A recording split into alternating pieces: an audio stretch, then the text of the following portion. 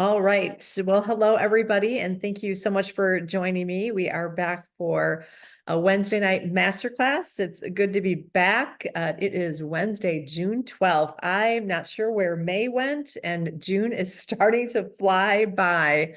But I'm excited to be back with tonight's series. It's the first of a at least a 10 to 12 month series on how it works. So as folks are gathering, and if you're certainly watching the replay, I'm excited to talk a little bit about this. And we're going to jump right in with something related to how it works. So for those that didn't watch the last episode where I gave a little bit of an explanation on how the format of the master classes are going to be changed up a bit really quickly. And I do encourage you to go back and watch last week's replay. It was kind of a Q&A session, and I talked a little bit about the format. So I don't want to go through that again, particularly for the members who have been with me.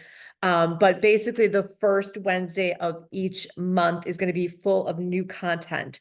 The second week of each month is going to be of the topic of how it works. So it could be something very small. It could be something very big. Tonight, we're going to be talking about how do you scale up your business now that you're starting to get a little traction. So we're going to talk about the workflow processes that you need to be considering when you're trying to scale up for maximum efficiency. So that's just a little bit of an idea of what the How It Works series will be like.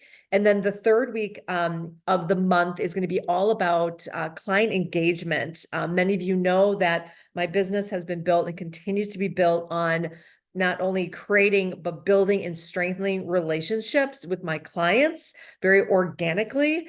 And so I think it's really important as many folks have thoughts and wonderments about how do you create visibility in your business? How do you get more business? So I think every month, consistently, we will have conversations about that. And I will be challenging you with each passing week that goes by, particularly with that, so that you can take action. And that's partly why I decided to change up the format, because I feel like there was too much content and not enough taking action. And then finally, the last Wednesday of the month is going to be really about our Wednesday wins. Let's take a moment to celebrate. Let's recap what we've done for the month and just also kind of plan for that following week. So I'm really excited about it. So again, tonight, I don't want to waste any time because I do have a handout for you. I put that in the chat. It is a 2-page PDF. So with this new format, I hope to have a little bit more materials for you to either watch along digitally, or you can print it out and take notes right on there so that you eventually have a folder of these master classes and notes to go back into to look at. So I'll be working off of, you can see my little notepad here. I've already taken some notes on our conversation today, but it basically is a workflow for, again, to how to scale up your production. So I know, Sue, you're with me, not to put you on the spot, but Sue is a fantastic example of someone who has scaled up her business. And what I mean by scaling up is not necessarily, it could mean for you, maybe not the size of the order, but it could be the frequency of the order. Or maybe you have the same frequency, but the orders are getting bigger. So it can mean a lot of different things for different people. But basically, if you're come to the point where you need to maybe change up some of your workflows because that business is starting to get some traction. So I am going to go ahead and share my screen just so I can walk through and kind of talk through some of these talking points. I think that might be the best thing to do. And again, not a one-way conversation. So I know, Sue, it's just you and I at the moment, and we'll see if others join tonight. The summertime is tough. I think we're competing with beautiful weather. I know I love to golf, so I hope to get out there. I'm strategically going to be going Friday mornings, but I know people are busy. So that is why I do record these, and that you can come back and watch at your own leisure. So I'm just going to keep going unless there are any questions or wonderments. Sue, don't be shy. Just, chime right in. So let's talk about tonight. So the PDF that you see in front of you, again, it's a 2-page PDF. I'll just show you the first page and the second page. Let me just go here. So you got 2 pages. So what I'm going to do is just kind of talk through each of these areas here, starting with the idea of what do you do when your business is going to be growing? Ultimately, to scale up, you're going to be increasing your capacity, certainly. You're going to want to streamline your workflow processes, all while maintaining the quality. Okay. So it might feel a little overwhelming when I show you these literally 14 areas of considerations, but if you take them one by one and put a little bit of thought into these areas, it won't be as scary as it looks. Again, strategically putting these in a visual format for you to kind of get a handle on what some of the considerations you should take. So right out of the gate, is talking about analysis, demand. So I would say, the first thing you want to do is, I always say, slow it down, take some time to reflect, and say, what, is it time to make these changes? Or was this just maybe you received one big order and maybe it took you a little bit off track and you're not quite ready to make changes? So again, I often talk about not having a knee-jerk reaction to changing your workflow processes, especially if they are working for you and they're working well. So I always say, take some time to look at some analysis, look at the current orders that you have coming in. Maybe if there's some kind of pattern, maybe you can look at what has been happening, and that will kind of give you a little pulse check to say, okay, as we're talking through these items, is it time to evolve or make some of those changes, or are things pretty good the way they are? So I'll let you make that decision because you only know what's best for you and your business. Okay, so yeah, so reviewing your past orders, forecasting what's coming up. Sometimes you can't see the future, but if you have been implementing some of the strategies we've been talking about increasing visibility and getting more clients, be patient, it will happen. But there's also something said about preparing and anticipating those orders to be coming. Okay. Okay, so the first one or the second one is inventory management.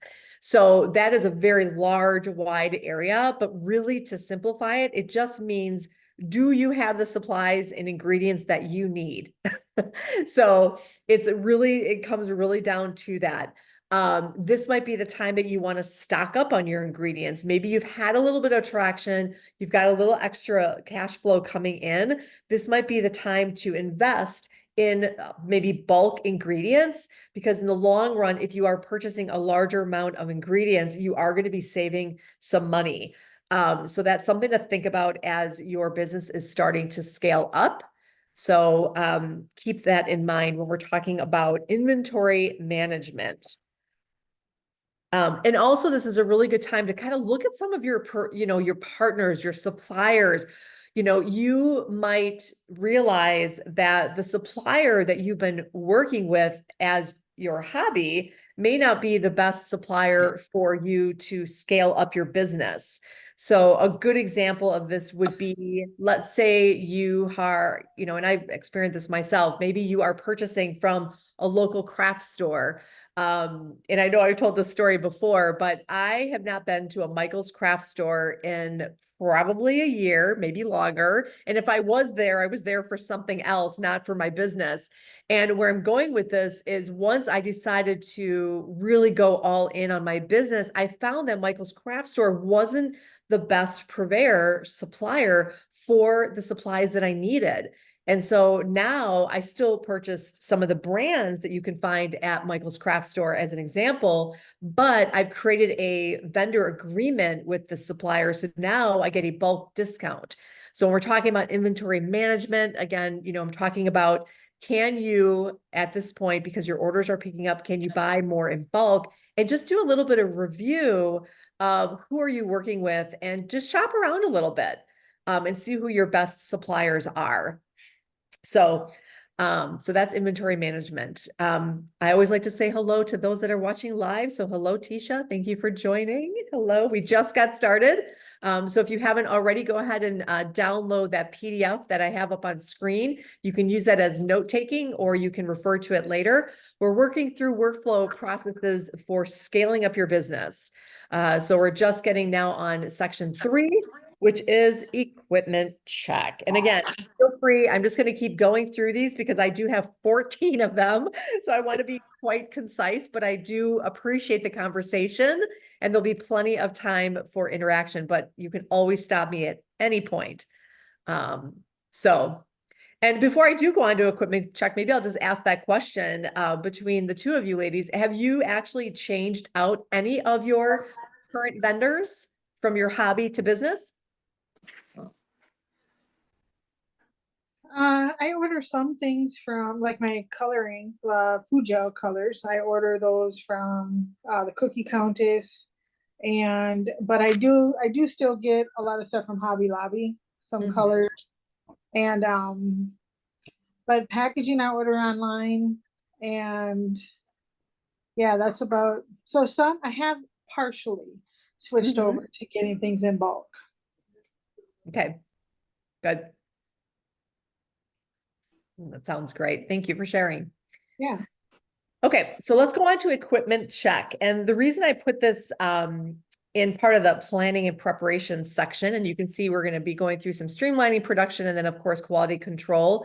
And it's really important to look at your equipment. So again, um, is it time to either change out your equipment? Is it time to assess how you're using that equipment? I'll give you an example momentarily. But are you optimizing the equipment that you have? And are there pieces of equipment that you don't have that will help streamline and make your lives easier? Okay. So my husband just said the other day, he was kind of, because sometimes we bring our orders down to the lower level to package. And occasionally, if a cookie package wasn't properly heat sealed, he's got to run back upstairs and then use the heat sealer. And we have multiple heat sealers.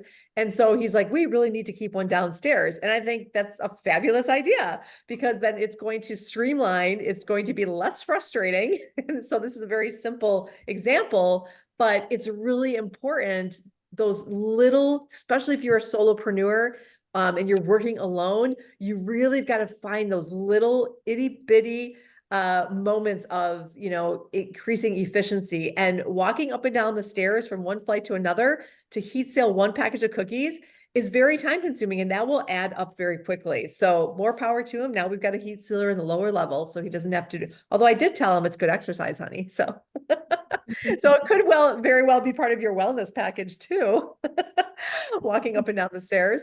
But that's super important. And then the other example I'll give you, and it's again, trial and error, your oven the best. I'm going to talk about the oven because that's of course where we are baking all of our cookies.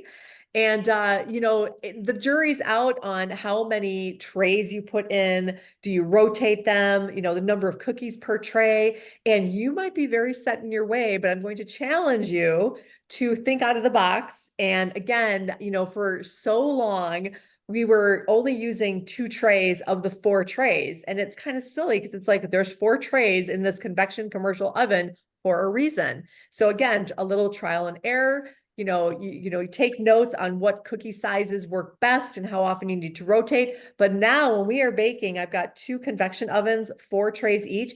I am baking 8 trays at a time.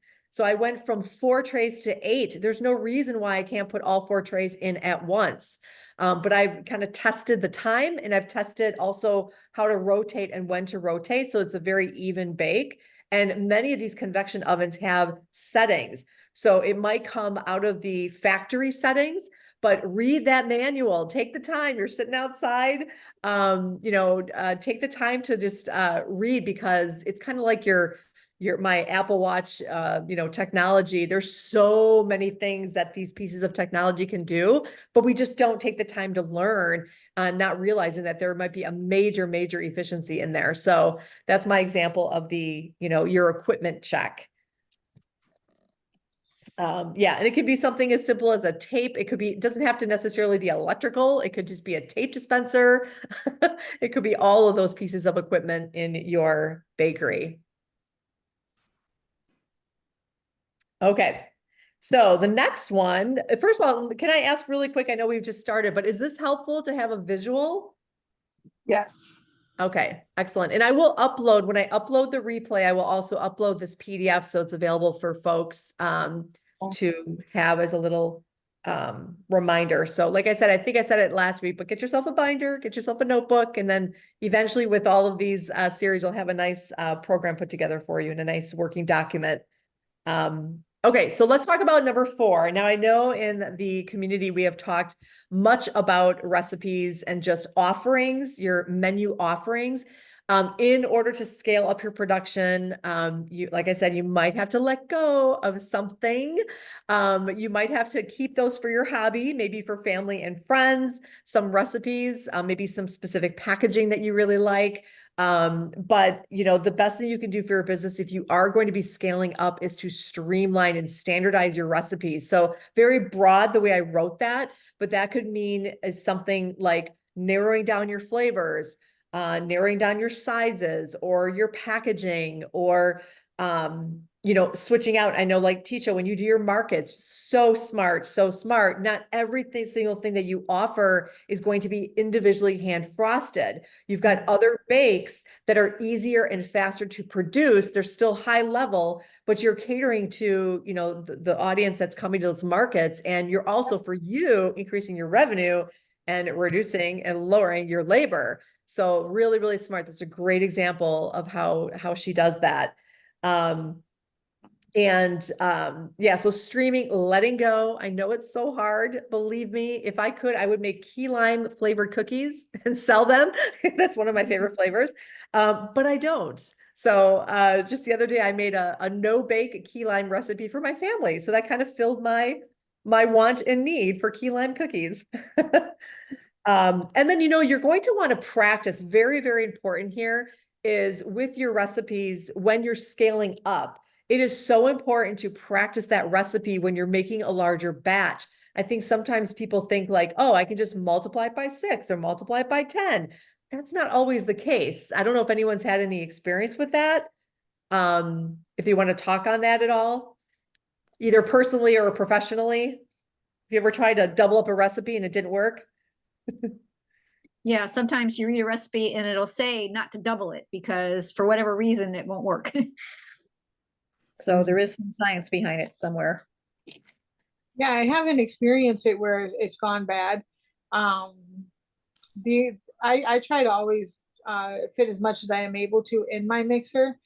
Now I have done it where I've had a new recipe and I doubled it or quadrupled it, and then I didn't like it. So I had all this dough, all this stuff, all these ingredients, and I just, you know, instead of just sampling it first and sticking with the recipe, I did what I did an old process, old thinking, you know, where I'm just going to double everything, I'm going to triple everything, and it worked against me at that time. Mhm. Tisha, do you have a Bosch or do you have a like a regular mixer? Yeah, I don't have a Bosch. I have a KitchenAid. I don't use it. I have I don't even know what it is, but I got it on Amazon. It was like a 6.5 quart. So I can usually do a triple batch of my sugar cookie dough recipe in there. So I get, was that 9 cups of flour, 6 cups of sugar. Um, so, but no, I haven't done a Bosch yet. I have like 4 or 5 mixers already. So my husband told me I can't get any more mixers. So unless I get rid of some, and I haven't gotten to that point yet. Maybe you trade up. Okay, I'll give you, how about if I give you 2 and I get one big one? Right? I know. They're just up on my cupboard up for decorations, really. Yeah. I only use one of them. Sometimes I'll break out the KitchenAid, but no. Yeah. Oh, that's awesome. Okay, well, thanks for sharing. That's wonderful. Okay, so moving on to number 5. This is a big one. Organize your workstations. And boy, there's a lot of different avenues that I could go down with this particular section. But really, the 2 things that I really wanted to talk about or emphasize is utilizing your downtime. First of all, you know, organizing yourself, of course, if you're have the luxury of having a dedicated space. I know we've talked about that before, as much as you can to avoid the set up and then the tear down. I know that's not always you know, an option, especially if you're working directly out of your home kitchen and you have a family and you have life going on. But there are ways to organize yourself by purchasing like bins, you know, having them labeled. just being organized so you know where things are and finding the most efficient way to set up and tear down. But beyond that is when you are in between orders to utilize that downtime. So whether it is cleaning and organizing, updating, or maybe it's, I think what I see Sue doing. Sue, are you putting stickers on bags?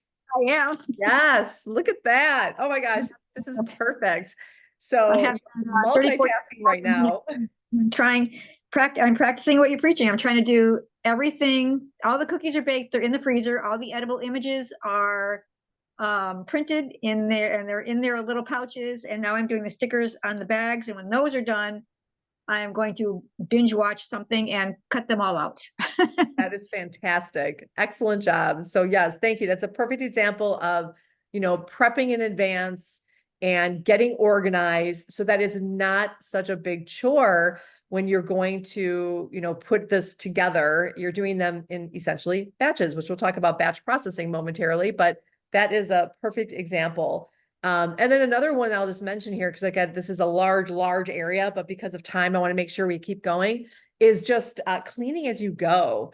And I know I've talked about it before, but I'm not a fan of doing dishes. The only time I like to do dishes if I have been decorating a long time and my hands are a little sore. I like doing the dishes because of the warmth of the water, but my sister and my team knows that I'm not a fan of doing the dishes, but I love it when I'm working by myself and I do decide to dive in and not just turn off the light and say, I'll do it in the morning. Because then when you come back up to that clean, organized bakery or workspace, it's just such a good feing. So, it's going to have to create a habit, and I'm slowly creating a habit here, even after all the years. But it is amazing when you are organized and you have a clean workspace. And I'm not talking clean, like, obviously we're all taking consideration, the food source safe procedures and policies, but I'm just talking about sometimes my laziness, and I'll use the word laziness, of not putting everything away where it belongs. So if I have been, let's say, packaging and I've got different size bags out, they're all in bins, but if they're sitting out on the bakery table or on different tables, it's just the idea of putting them away so that in the morning I have a clear table. That's my ultimate goal, is to have that bakery table completely clear. It just makes the morning run so much smoother, especially when I'm going back up there to prep for the day. So I know, think of you now when I go to put away cookie cutters, because I have a mental block on doing that. It's so easy to pull them all out. And so I have all my cookie cutters all organized, and then have one bin like to be put away. And every time I go by, I try to do 3. Yes, I like to do things in 3. It's just weird, but so every time I go out there to get supplies or do something, I try to swing by that bin and put them away. But that's actually really smart. I'm glad you brought that up, because that is a really good example. Because if you do think about it, putting each cookie cutter away can be very time consuming. And we do the same thing here. We've got a bin, I love those. I buy these little white bins that are just the perfect size for different projects and just ways to categorize what we need to do. And I think I got them from IKEA. They were terribly inexpensive, like $2 a piece. They're amazing. And some of them have covers, some of them don't. But the cookie cutter, same thing. We kind of compile them and then we put them away all at once. So it actually is a way to save some time. But it is frustrating when you need one and you're searching, and then you find out it's in the pile over there. You should have looked there first, right? I've done that. It's like, where's that cookie cutter? And then there it is in the pile. I have a Ziploc bag full of cutters that need to be put away right now. And what I try to do is, so half the battle is washing them, and then you have to let them dry or dry them if they're metal. But then they get put into a pile to get put away. And I have 60 bins. So I try to do, okay, let me just put away 1 through 20, whatever bins are in 1 through 20. And then we'll tackle, 21 through 60 tomorrow, Yeah. But yeah, they pile up pretty quick. Yeah. Well, that's good. That's good for business, because that means you're busy. Yeah. Yep. Okay, so number 6, we'll keep going here. Staff training and assigning roles. Now, I know this may not be necessarily applicable right now for you. And again, for those watching the replay, if you don't have a team and you are essentially working on your own, but that doesn't mean that you can't start organizing and just anticipating maybe the need when you are ready to hire someone. And maybe you won't, maybe you'll always be a solopreneur, and that's absolutely fine. But what you could do is just think about, okay, if you are going to be wearing multiple hats, it comes down to a calendaring opportunity for you to say, okay, well, I'm going to work on this day, I'm going to work on this another day. So it's really organizing yourself as the team, and just realizing that everything that's on your to-do list is not going to get done in one day. But if you do batching of these different roles that you have, that will help you to scale up. Because I mean, even with the few people that I have on my team, there's still calendaring that I do, because it's still, whether you have one person helping you or 10 people helping you, all of our to-do lists are very long. Like, right? I mean, we all have things we want to do. And so it's just a matter of, identifying what it is I should be working on, when I should be working on it, and then just planning when I'm going to work on those things. And so you're not kind of jumping around and being inefficient. So, but if you are ready to hire, maybe as you're scaling up, you are realizing that, wow, there is no way I need at least someone for a few hours a week. That's where you want to spend some time training and creating some orientation information, some training guides for them. So this might just be a chance for you to think about, is it time? If you are scaling up, is it time? So I'll just kind of leave you with that thought.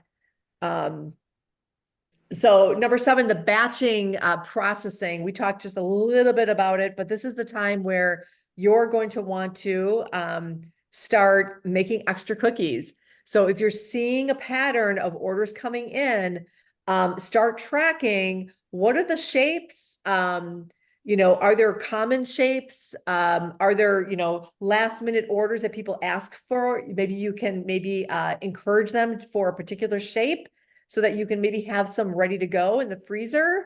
So it's just starting to make those batches in larger quantities will, again, certainly save you time. But with that, what you'll need to do is test. We're going to talk about, we've talked about testing. We'll talk about that in a couple different areas, but you want to make sure that you keep that quality, so that if you are double batching or triple or, whatever you're doing, you're not going to compromise the quality or the taste. So, the other thing that goes with I think I talked about this before, but like the baking. So trying that technique of using all the trays, maximizing the number of cookies per tray too, is something that you may want to consider. We kind of push it sometimes, and we'll play this little game like, can we get one more row? But you obviously don't want the cookies to be touching, especially if you want a nice pristine edge. So I will say I'm guilty of that. I have baked where I've added one more row, and my sister's like, I told you so, but I tried it. Because, sometimes it works to my advantage, sometimes it doesn't. So it doesn't hurt. But now I do know at least we are maximizing those trays, because for a long time we would do 20 3.5-inch circles. We did 5 by 4, and now we have safely, consistently baked 24 per tray with no bleed, no spreading. And so it's just nice to know that when we are baking our standard round 3.5-inch cookies, 8 trays, do the math, that's 8 times 24 in one round. So it's really, really nice to maximize where you can. All right. I was told in the beginning that you had to leave a lot of space between your cookies so the airflow and would cause spreading if they were too close. But now I found that they can go fairly close together if you have a good recipe that doesn't spread. So I just have my own kitchen, my own home oven. So I have the biggest pans, which I think are technically called a 3/4 sheet. That's the biggest sheet I can fit in my oven. I can still only, it's not a convection. I can only do one tray at a time. It does not work to switch and do more than one tray, but I have the biggest tray that will fit, and I can maximize. I can get like usually 15 good sized cookies on the tray. And I just, so now, like you talk about workflow and batching, I have it down to like time where I can rotate 3 trays, have one in the oven, one cooling, one being filled. And if I'm being efficient, I can keep it going. And so but it took a while to find that groove, so to speak. Right. I'm kind of hoping for my oven to die, because then I will get either a convection oven or a double oven. So I can have at least 2 ovens, Sure, sure. but it just won't die. It's old. It's like 23 years old, but it keeps trucking along. Well, I Do you think I have know a guy that can help you with that. No, I know a guy that knows a guy. guys die? Yeah. It made me think of, I don't know, I'm getting off course here, but I saw an Instagram reel and it just made me laugh so hard. This woman, she had what does she do? Oh, she took a cup of water. I don't know if you guys have seen this, but she took a cup of water. She was angry at her husband for something, but she said, you want to keep your husband busy? So she took a cup of water and poured it right in front of the washing machine. And he nearly took the thing apart trying to fix it. Or the refrigerator. Yeah, one of the two. So funny. I mean, I'm not doing justice. She was just a really funny lady, but yeah, that made me think of that. That is funny. Okay, so we're on page 2 here, and we'll just kind of keep going. So decorating efficiency, I'll just talk a little bit about this. Again, this kind of overlaps a little bit with you're standardizing your recipes in a way, but standardizing your decorating techniques. So not being everything to everybody. Maybe there's certain techniques that you maybe reduce or eliminate. I always talk about the hand painting, 1 cookie at a time. Oh, my kitty cat's meowing. I better go get him. Hold on 1 second.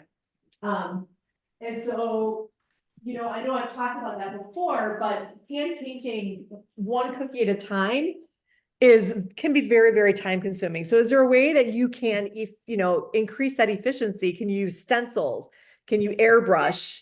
Can you use the Eddie? Can you invest in technology or other ways to hand decorate that's going to be a little bit faster and it's not going to be as time consuming? Because the reality is, if you're getting an order for 500 cookies, are you going to be able to hand frost those? I just had an order for soccer balls, and they actually turned out beautiful, but I ended up using the Eddie because there's no way that I was going to, with 2 days notice, hand frost 150 soccer Wow. balls with initials. She wanted this company logo, just an SP on it. And they turned out beautiful, but I would have loved to hand frost them. Of course, they would look absolutely stunning, but for her purpose, she really didn't mind either way.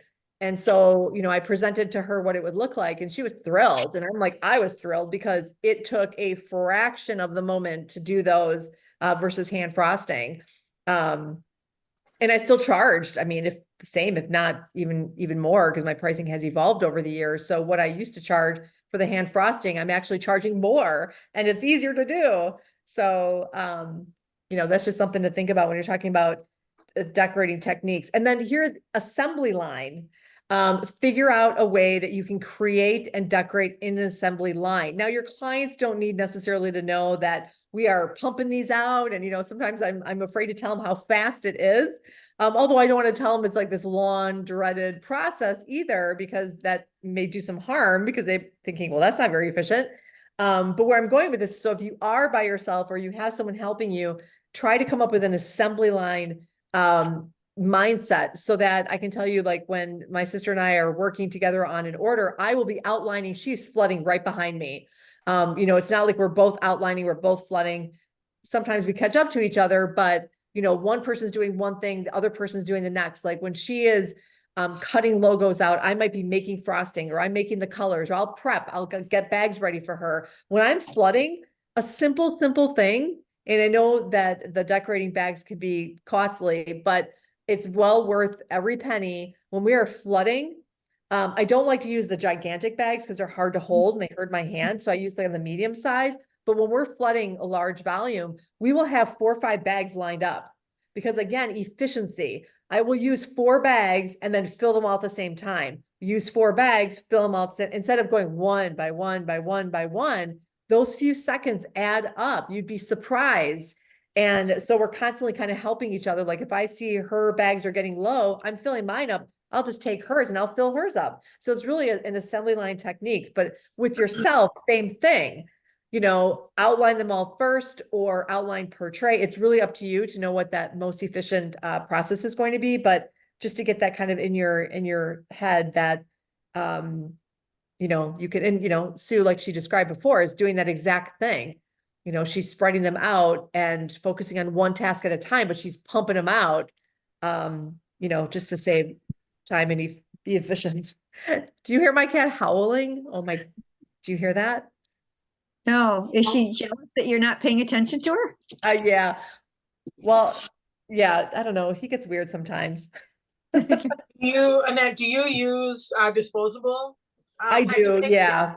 Yeah, okay. Yeah, I do too. And I think that that's like, I know that if I have a lot of white, or a lot of a certain color, I'll make multiple bags. I mean, I don't sweat the cost. I mean, I know that it's a cost, but I agree. I think that having multiple and not having to refill, well, actually, I never refill my bag. I always just use and toss. Oh, do you? Yep. I don't even reuse it at all. So, I but that's think, just, I'm not doing the volume that you are though. Mhm. yeah, I find it hard to refill. Like once Yeah. it's all closed up and twisted, to untwist it and peel it apart and get more icing in it. I feel it's I can't do it. It like takes too much Oh. time. It's Or it's messy. too fun.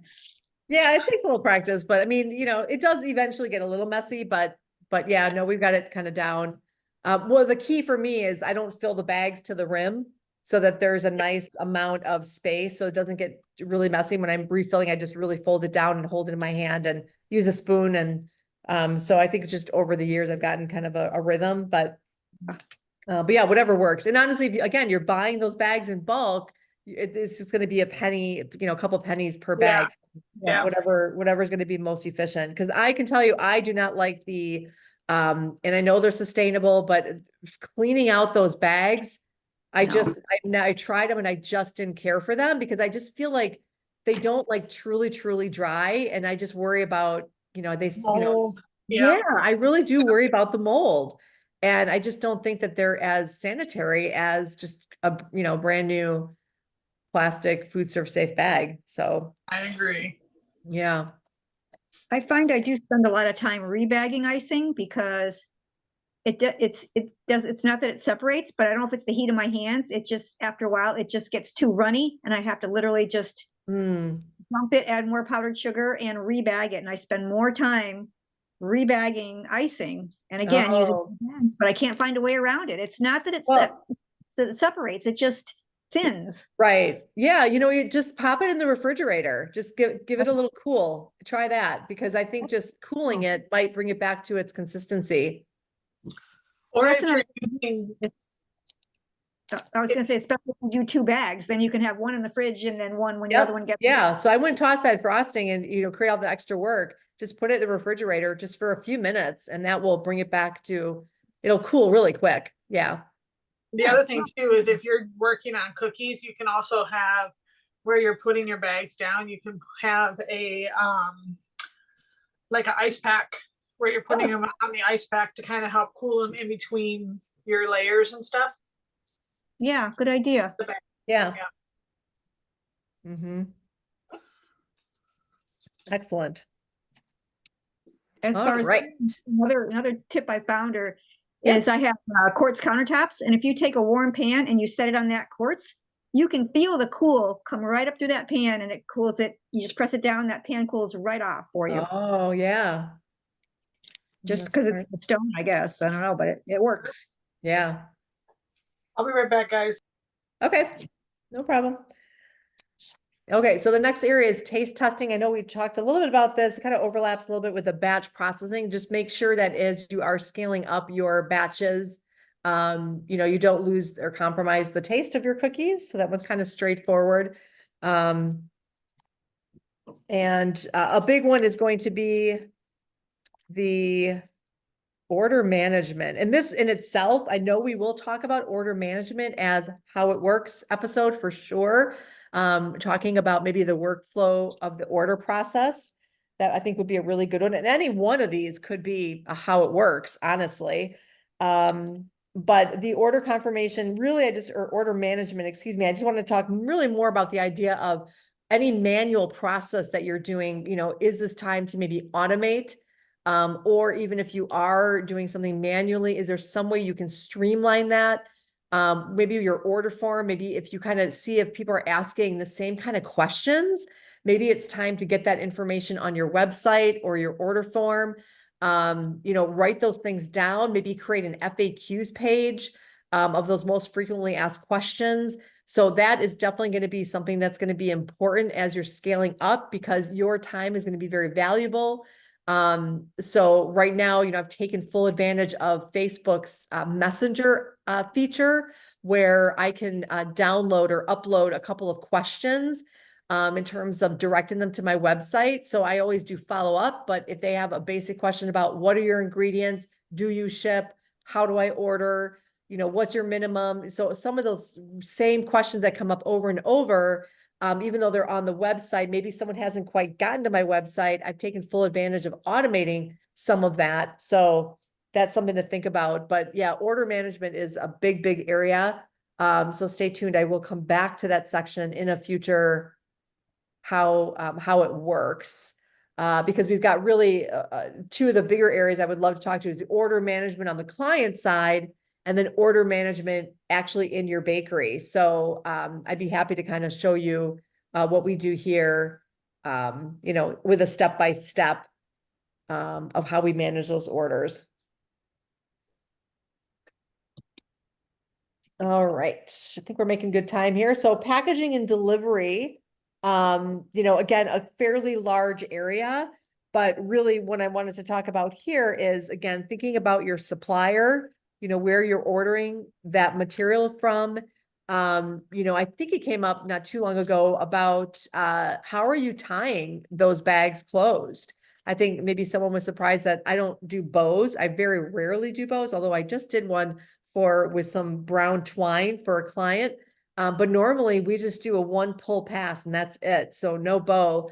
Again, depending on the presentation, but something as simple as that could save some time and some money, because you don't need to use as long of a piece of ribbon. So again, that really starts to add up, and, maybe purchasing the pre-folded ones. I really never went down that route just because I thought they were a little bit pricey, but again, it just depends on, the presentation that you're offering. One thing that I just added recently that you guys might want to think about too, and maybe you offered already, and I need to really kind of put it out there, is our packaging for our platter presentation cookies. So we really give now 3 options. And here, maybe I can show you. I just added it to my website. When I go to my order form, you can see my order form now, right? Nope, I still see the workflow. Oh, you still see the workflow. Okay, let me stop sharing my screen. Let me go back. Okay, here you go. Okay, now you can see it? Yep. Okay, perfect. So I'm just gonna scroll down. This is what I updated earlier today. Under like the presentation, you can see they can pick from a variety of presentations, but I just updated this area just today.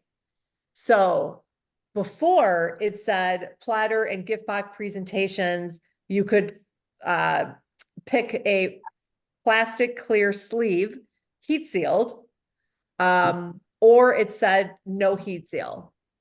But now I've had like 3 companies back to back ask me if we could eliminate the plastic. So I did some investigating and I found some really cool kind of frosted paper sleeves, which are 100% biodegradable, and they're not airtight. They are folded, and they're kind of they are semi clear view. So you can still see the logo. You can still, it's not as clear as a clear plastic, but it's also a wonderful way to show that, we've got a sustainability option for packaging. So now they will pick flat biodegradable paper sleeves, semi-view, folded closed. They will pick a flat plastic clear view, heat sealed. They don't want any individual packaging. They want it in the bakery, or they can just say, I don't have a preference, just baker's recommendation. So, but where I'm going with this is that I've streamlined my packaging. I'm giving my clients an option, but I'm also, taking consideration that there's a demand for a variety of packaging, but I'm giving them a choice, but not too many choices. If that makes any sense. Do you have a price difference between those options? I actually currently I don't. I really right now it's pretty comparable. Okay. And so And here's the thing, it's partly like, I would like to make the transition more, if possible, more to paper, whenever I can. Especially if I'm, people are picking up cookies for a dessert station, or like the one I just did it for was for a product launch. So, I mean, they're going to be picking them up and then the next morning they're going to be consuming them. And so, but like for a trade show, if I'm shipping out in advance, most likely those will be heat sealed in the plastic just to keep them fresh. Right. But it is kind of nice not to use all that plastic when I think about the landfills. Because it is a lot, and especially if they don't really need to be heat sealed, maybe they just for not touching the cookies. That's why those little paper sleeves are nice. And they have the ones which are kind of cool. They have just of course, the pull sheets. And then they have the ones that are kind of like an L shape, and then they have the actual sleeve where you put them in. So there's options to those paper Yeah. ones too, depending. I So always how do you- get worried about the freshness, like I feel like if I go to something that's like paper or something that's not sealed, if I give my customers that option, then it feels like I can't do it in advance, because how do you freeze it? Is it going to be fresh? And then I risk giving out a product that's not, or I risk the stress of having to do it so close to the pickup date so that they're fresh. Or Oh, right. I mean, it's just, to me, it just kind of takes out. I can get it done a week in advance, heat seal it, throw it in the freezer, and I'm good to go. Yeah, and you bring up a great point. So thank you so much for that, because it really does depend on your, your workflow for Yeah. your business. Yeah. And so, we are working ahead of schedule. And so, and that's the thing, is I will make that call. Like if someone wants, like the gal that came today, her cookies were in paper sleeves because they're going to consume them tomorrow morning. She told me she has a trade show in September, but it's out of state. So in that case, I told her they would be heat sealed in the plastic because we're shipping them well in advance. I know they're not going to eat them right away. So I would not recommend the paper sleeves for that, because they're not going to be consumed right away. So I still give them some guidance on that, but it is nice that they have a choice. And I think they appreciate that. Because there are some companies that just, they want zero to no plastic. And I had one person who was this close to not ordering until I realized, she's like, we just don't want all the plastic. I'm like, wait, I don't have to give you any plastic if you don't want, but understand, like this is a consumable, and, are people, how are they being just shared and things like that. So you got to look at the variables, but most of the time it works out, so. So how do you package them when the company wants no plastic? Do you just like wrap it in tissue in a box and Well, here, give me 1 second. I'll go grab one. I'll show you real quick. oh, cool. Yeah, hold on.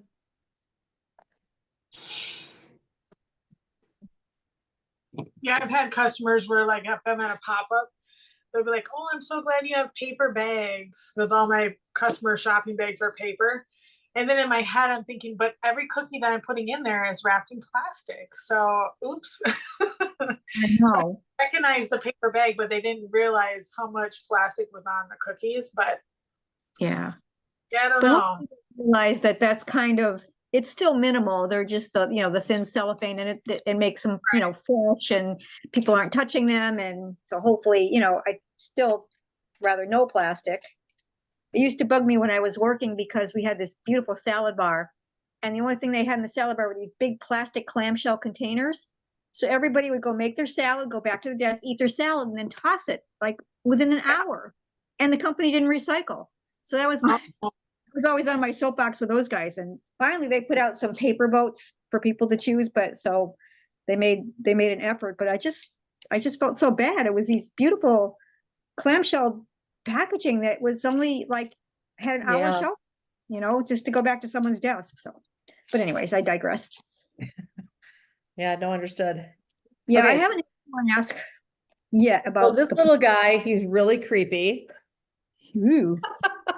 So his name is Wiggly. I know, isn't he the creepiest thing?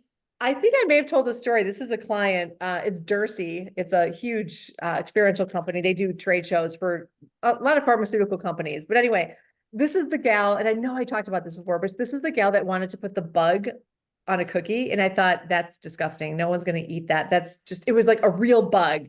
And I told her, I said, look, I said, I don't like to say no, but I didn't feel like I could do it. And I told her, she's like, oh my God, I'm so glad you said that because my client just thinks it's such a good idea. And I didn't know how to tell them. I'm like, well, you can tell them that the baker said they shouldn't do that.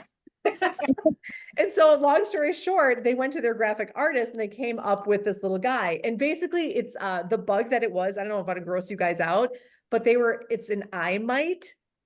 The microscopic eye mite, basically. So they created this little guy to be representative of that little guy. So his name is Wiggly.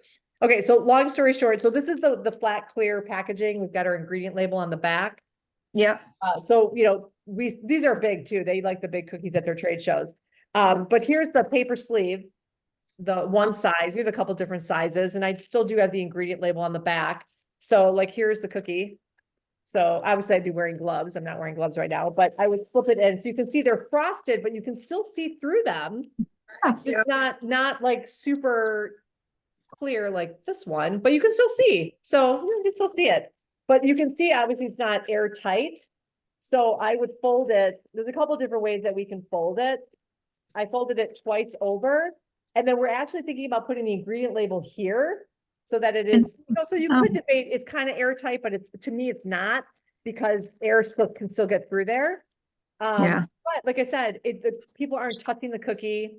They can take it with them. They can enjoy it right away. What I'll do sometimes is if they're really, adamant about having the paper and maybe there's going to be a day or 2 days, maybe 3 days, what I'll do is I'll put them in the box, but then I'll saran wrap the box. So the box airtight. So that's one way that you can kind of get around that if they really are putting their foot down. And like I've only done that once or twice. I think things were fine. I wouldn't want to make a practice of that because like I said, it's not, I'm with you, Tisha. I take very high pride in giving a quality, not a stale cookie. And these do dry out pretty quick if they're not in an airtight container. They do. That to me though reminds me of the self-seal cellophane bag. And a lot of people use those. And I mean, I personally would never use them just because they're not, I have them, but I heat seal, and, but those kind of remind me of that, where you can fold it over and try to prevent something there, but it's not airtight. Yeah. Yeah. So, and like I said, I use them selectively for clients that are asking for them. And because I think I work with a lot of manufacturing companies, corporate clients, and, they're doing big bulk. They want they're going to put these out at they're doing a product launch and they're bringing cookies in for the team. So they're going to be consumed immediately. So it's, so it does make a difference. Yeah. Yeah. All right. Let me just go back real quick to this one and we'll kind of breeze through the last couple sections here. Want to be mindful because I know it's 7:30. So really quick, the last 3 points here. And I know we've talked a little bit about that, but continuous improvement, it's kind of just maybe a little straightforward, but in this area, it's just give yourself some grace. It's not going to be perfect all the time. You're going to continue to grow, continue to evolve. And, sometimes you're going to take 3 steps forward and you're going to feel like you took 4 steps backwards, but then one day you're going to take 10 steps forward. So, give yourself a little bit of a break there. Review processes, absolutely 100%. So, this whole idea of how it works kind of came from that business assessment quiz. So, it's good to kind of regroup, review, and make notes of what's working well. And then if you want to try something new, there's nothing wrong with trying something new, something different. And you as the owner can always make that decision to either revert or say good riddance and move on. And then finally, investing in technology. But before I go into that, with one more thing on the review processes, I wanted to talk about bottlenecks or issues. So as you're reviewing, be honest with yourself to figure out, are you being the bottleneck of the business? Are you being stubborn or frustrated, or what is the reason? If you're due to make a change, but you're not, you know, take some time to reflect on that. And, you know, hopefully you have someone like me or your fellow bakers here in this community. We are the perfect people to bounce things off if you're having any question or wonderment or any issues. So I wanted to make sure I mentioned that. And then invest in technology. So, you know, bakery software, it could be something as simple as getting the right tools for the right job.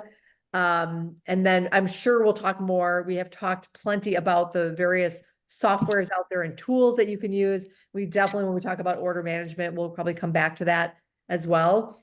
But yeah, so a lot of different areas. I'll just kind of backtrack here. You've got this PDF now in your arsenal, and hopefully you found some value in tonight's conversation. And I will be sure to download it with the replay. So that will wrap up our first series of many of how it works. I think that's good. One of those process improvements is, and I don't know which one it falls under, but for me, it's like just to stop like overthinking things, like I'm much more efficient now. And I think back in the day when I spent like hours deciding how to make an eyeball, or just, it's like, it's not that, you know, some things just aren't that important. Some things just aren't that, or, you know, like now it's like, if it's a small, tiny detail, I just whip out the edible marker and do it. And before I'd be like, I should pipe it. I should do it this way. I should cut a tinier hole. I should try that. I should try this. It's like, it's not necessary. You know, sometimes those things aren't just necessary, and the customer has no opinion either way. It's just, they just want to be cute. Right. So it's like, stop overthinking things. Yeah, exactly. I know sometimes you can drive yourself crazy, especially with like different shades of colors. That gets me sometimes. It's like, is it dark enough? Is it light enough? Oh, I could do a different shade. It's actually, sometimes it's nice when your customers just tell you what they want. It's so fun to like be creative, but some days you just want someone to tell you what to do and how to do it. Yeah. I know. But that goes both ways too, because sometimes if they're very exacting, like, oh, I did a whole bunch of little turtles and they were like a soft mint green and a purple shell. She wanted me to use the inspo pick. So then there's more pressure, but then sometimes it's pressure when they say, oh, do whatever you think. And then it's like, you don't know what they like or You not. feel like you're guessing. Oh my gosh. I just had a friend. Oh my God. God bless her. I love her to death. But every time she orders, I just like twinge, because it's like, I know she has something in mind, but she's like, no, do whatever you want. But it's like, but then in the end, she's like, oh, I really wanted this. I'm like, okay, now I've learned. And it's like, look, at least tell me the color scheme, tell me the shape, like, give me something. She's like, oh, I like everything you do. And she does. She's very wonderful, but it's like, oh, just be a little bit more specific, because I know you have something in mind. Or like, tell me what you don't like, you know, what Yeah, colors- exactly. That's probably a good place to start. Yeah. What do you don't like? So, all right. Well, thank you so much, everyone. I appreciate it. And so we're going to wrap up. I want to keep to the hour that we have. But you get me 2 days in a row. So if you've been missing me, because I've been missing you guys terribly, tomorrow night at 6:30 will be a group coaching call. So hop on if you have questions, wonderments, or just want to continue our chat and see what's going on. I will be on at 6:30. And yeah, and then like I said, next week is going to be all about client engagement. So stay tuned for your first challenge. All right. Thank you so much for your attention, and we will in conversation. We'll see you soon. Sounds good. You guys have a good. Yep, you too. Bye, Tisha. Bye. Bye-bye. Good night.